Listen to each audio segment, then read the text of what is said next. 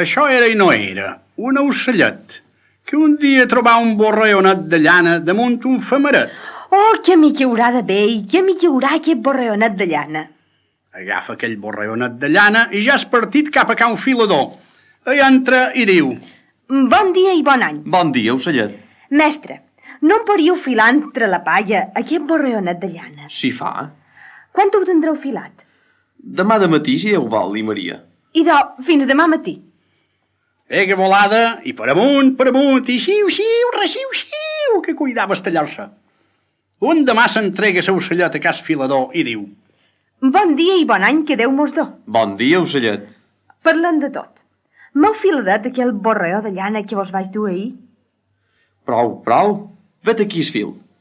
L'ocellet pren el fil, surt en el portal per mirar-lo, el se mira una mica i diu: Bé està aquest fil, però ara cerqueu qui vos pagui. I pega volada, rebent com la vista, i per amunt, i xiu, que corriava a estallar-se.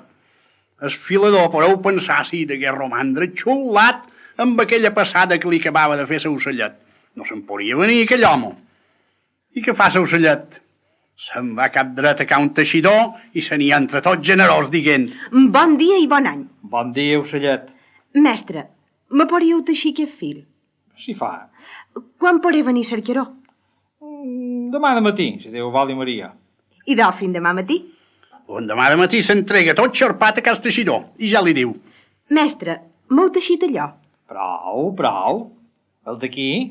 L'ocellet pren aquell teixit, surt en el portal per mirar-lo de prim compte, el se mira una mica i llavors diu: Bé està aquest teixit.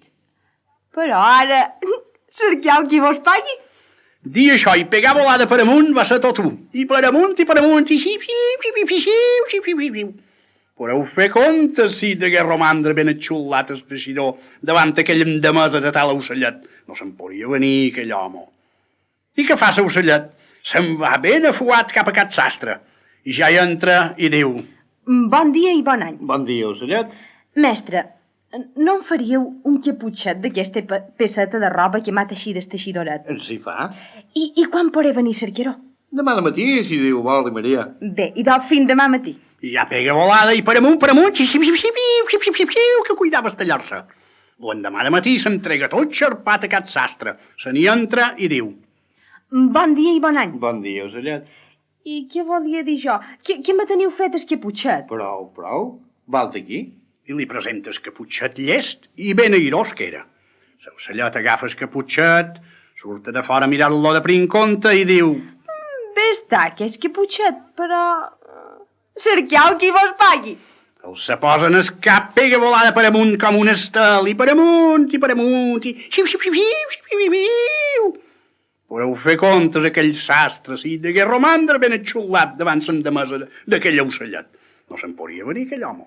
I hem de creure i pensar i creure que l'ocellet llavors se n'anà cap dret en el jardí de Cau Rei, que hi havia un cirerer tot carregat de cireres, i unes cireres tan bones que el rei no en menjava d'altres, i havia posada pena de la vida en el que ni tocàs cap. I do bé, aquell dimoni d'ocellet ja no tingué altre punt on posar-se més que damunt aquell cirerer, i ja va ser partit a espipallar, cireres, i entre espipallada i espipallada deia Polissardo: Ai, que són de bones aquestes cireres, i que ho són de bones. És pecat que s'hagin de perdre. I en la mateixa seguida cantava tota quanta força tenia: Més por jo que lo rei Turumbello, més por jo que lo rei Turumbó. I allà espipella qui espipella cireres i canta qui canta aquella cançó. Ja ho crec que el rei el punt s'entén i se posa fet un nero. Criats i criades, i que no veig aquest dimoni d'ocell que s'atipa de les meves cireres i llavors encara per més burla i afronta me canta cançons. Agafau l'home entre tots i fregiu l'hom dins la pella i el me menjaré. Aquí els criats i criades del rei s'afuen tots com a lucifers en aquell cirerer, i grapades i més grapades per atranyar aquell dimoni d'ocellet, que no s'ha deixat tocar cap ploma, sinó que pega volada per amunt com un estel, i a l'aire no s'aturava de dir: Més por jo que lo rei Turumbello, més por jo que lo rei Turumbó. Quina rabiada que va prendre el rei davant aquella endemesa de l'ocellet. I com no es podia tornar contra l'ocellet que li era fuit, s'ha tornat contra els criats i criades perquè no l'havien agafat i l'havien deixat fugir. Els de se cuidar menjar i els donar una rambatge d'aquells que no se donen a persones. Què me'n direu? Ell l'endemà de matí, just com el rei berenava, que de dins el menjador veia el cirerer del jardí que tenia reservat per ell, m'afina el dimoni d'ocellet damunt aquell cirerer que se tornava tapir de cireres i que entre espipallada i espipallada cuidava estallar-se a canta qui canta en tota la desvergonya del món. Més por jo que lo rei turombello, més por jo que lo rei turumbo. Podeu fer comptes com se degué posar el rei davant aquell desenfraïment de l'ocellet que se n'anava a fer-li jueus davant a tapinçar d'aquelles cireres que el rei tenia tan geloses. Criats i criades, que no la veig en aquell dimoni d'ocell que se torna a tapir de cireres del meu cirerer. I de bon cara, per més burla i afronta, me canta cançons. Agafau l'home entre tots i fregiu l'home l'acte dins la pella i el me menjaré. Aquí els criats i criades del rei s'afuen tots com a lucifers en aquell cirerer i grapades, i més grapades per ateny aquell dimoni d'ocellet, que ja anava ben alerta a deixar-se tocar cap ploma, sinó que pega volada per amunt, com un estel, i llavors a l'aire no s'aturava de dir Més por jo que lo rei turumbello, més por jo que lo rei turumbo. Quina altra rabiada que va prendre el rei quan va veure que els criats i criades no eren estat capaços d'agafar aquell dimoni d'ocell i que llavors aquell li feia jutipiris a l'aire cantant-li aquella cançó. I com no se podia tornar a l'ocellet que li era fuit, se tornant els criats i criades perquè no l'havien agafat i l'havien deixat fugir. No vols dir res, vols se cuidar menjar, donant-los una rambatge d'aquells que no es donen a persones nades. I heu de creure i pensar que l'endemà el diantre d'ocellet ja no tingué altre lloc on anar més que damunt el cirerer del jardí del rei, que el rei havia posat a pena de la vida per qui se tensaria a tocar-li cap cirera. I vos creus que l'ocellet hi reparat gens, espipallar aquelles cireres? Bo està vell per aturar-se per les penes de la vida que el rei podria posar. Lluny de fer-ne gens de cas, ja va ser partit en passolar-se les cireres del rei i llavors que pegava les més madures i cuidava estallar-se a canta qui canta. Més por jo que lo rei turumbello, més por jo que lo rei turumbo. El rei just llavors s'asseia a la taula per berenar. I podeu fer comptes quina rabiada no havia de prendre en veure el dimonió de l'ocellet que li pispava les cireres i encara li cantava aquella cançó tan afisconadora. Per això va ser que es posà a cridar com un desesperat. Criats i criades, correu, agafeu-me aquest dimoni d'ocellet que el m'he de menjar frit en què el dimoni em pas. Els criats i criades corregueren com a llonzins cap al cirerer i foren tan promptes de pegar grapades a l'ocellet que la plegaren per una ala i fent una gran lulea el presentaren al rei que donà ordre de que li plomassin, l'esmocassen i el fregissen per berenar-ne llavors mateix.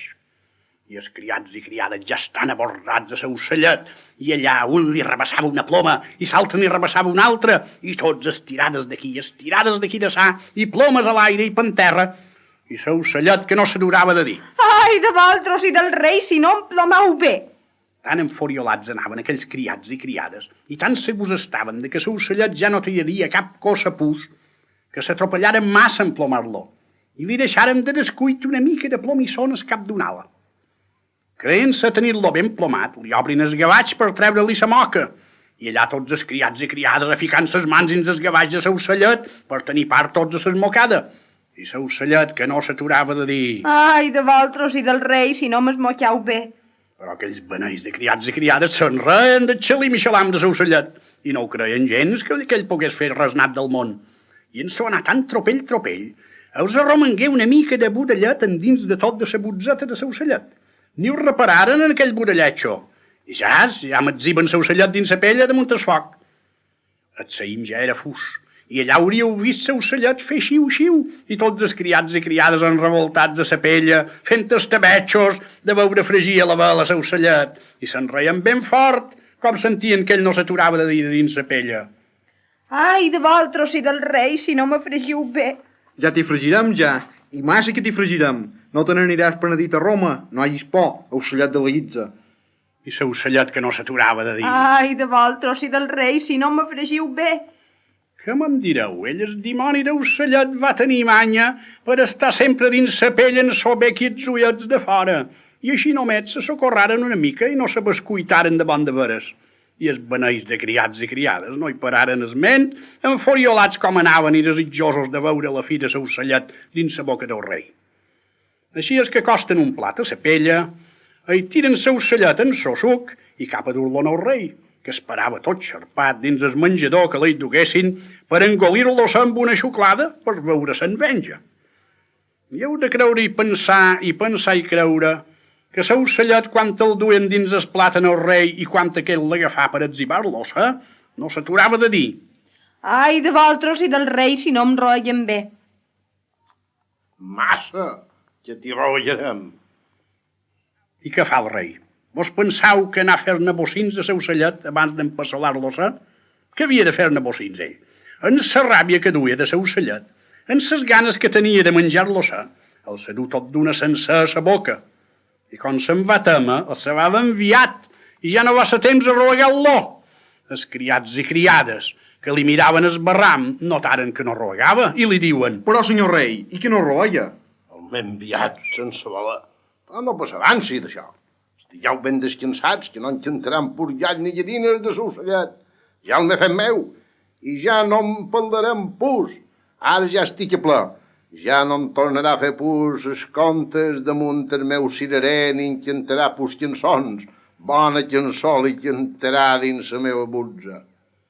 Els criats i criades se n'anaren tot contents i satisfets a fer les seues feines, i el rei va treure el cap a la finestra per escampar la vista per dins el jardí. Tot d'una estava el més trempat del món, però saps-ho així comença a sentir-se cosa per dins la panxa, cosa que s'hi movia i que hi enforinyava. L'home comença a posar-se mal a ple, i mal a ple. Però, què dimoni pot ser això, ara? Què dimoni serà? Què me'n direu? Ell al punt el rei ja s'hi sentia dins la panxa qualque cosa més que allò que s'hi movia i hi enforinyava. S'hi sentia aquella mateixa veu que tantes de sobres li havia fetes de dalt el cirerer del jardí, que li deia ben clar i ben llampant de dins la panxa: Més por això que lo rei Turubello, més por això que lo rei Turubó. Com el rei se sentia això dins la panxa, quedà sense polsos, en sos cabells drets. Li agafà un tremolor per tot el cos, s'hagué de seure i cridar així com pogué: Criats i criades, correu a cas metges, que no sé el que tenc. Què és això, senyor rei? Què és que li ha agafat? Què té, senyor rei? Què he de tenir el dimoni d'ocellet que encanta dins la panxa? I què mos diu ara, senyor rei? Oh, que sentiu? I amb això els mateixos criats i criades sentiren el dimonió de l'ocellet que cantava dins la panxa del rei. Més por això que lo rei Turumbello, més por això que lo rei Turubó. Aquells criats i criades romangueren també en sos cabells drets, sense polsos, aborronats. No se'n podien avenir. Corren a cas metges, els metges acudeixen a cal rei, li reconeixen sa panxa per tot, en tots els men del món, i varen dir: Senyor rei, si no li traiem aquest ocellet més que de pressa, posa real majestat està llest. Batrà els peus? Sí que teniu raó. Ara mateix traït l'home en aquest dimoni d'ocell. Mal no hi hagués pensat en passar-lo al lem. És que l'havia de rotllar i el m'ha enviat sense voler. Però, senyor rei, nosaltres no asseguram a vostra real majestat no quedi en el siti si li obrim la panxa. I si he de tenir l'ocellet de dins, que m'assegurau sa vida. Ni poc ni gens. I morir per morir, traiem-me l'ocellet davant de purs raons.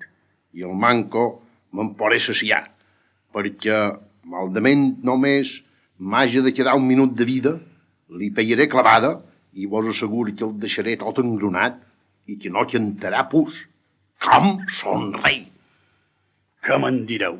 Elles metges obrin sa panxa en el rei, que va torcer el coll i va fer el darrer badari tot d'una, mentre que l'ocellet va ser el dimoni per sortir com una bala de dins la panxa del rei, i en sortir amb totes les plomes que els criats i criades li havien arrabassades i en so caputxet posat. I se n'anà per amunt, volant com un estel i canta qui canta. Més he pogut jo que lo rei Turumbello, més he pogut jo que lo rei Turumbó. En el rei l'hagueren d'enterrar, i la reina i la senyora princesa l'hereua de la corona, i tots els criats i criades i senyors i senyores de la cort ploraren 7 dies. Passats aquests 7 dies, l'ocellet tornà a comparèixer damunt el cirerer del jardí de Cau Rei i allà no parava de cantar. Més por jo amb la meu caputxet que la filla del rei amb lo seu manguinat. A la filla del rei li arribà a caure tan tort aquell cantussol de l'ocellet que un dia s'amaga davall el cirerer i com hi compareix l'ocellet a cantar-li aquella cançó, l'agafa per una cameta i li pega grapada en el caputxet.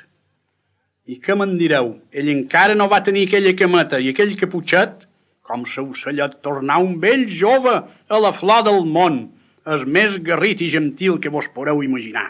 Un fill de rei, que una fada el havia encantat, i que sols una filla de rei hereua de la corona, agafant-lo per una cama, el podria desencantar. I ara ja ho podeu pensar, el que per força havia de succeir.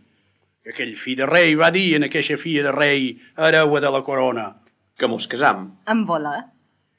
I se casaren, i venguen unes noces de pinyol vermell, i un ball ben vitenc, i festes i sarau per llarg.